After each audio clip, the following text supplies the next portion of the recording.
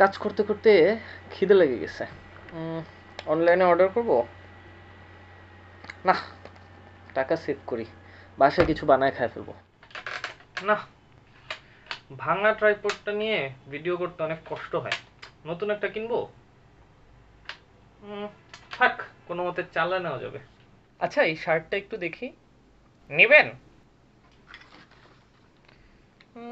সুন্দর, না ঠিক আছে, পরে নিব।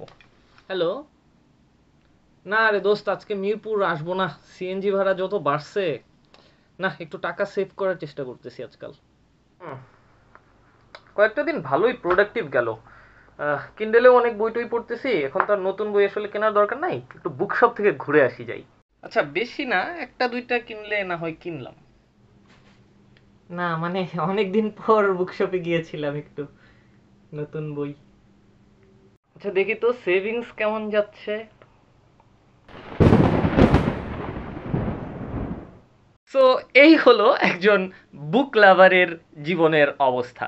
আপনি কি নিজের সাথে রিলেট করতে পারছেন? যদি করতে পারেন তাহলে অবশ্যই লাইক, কমেন্ট এবং শেয়ার করতে ভুলবেন না। ভালো থাকবেন। টাটা।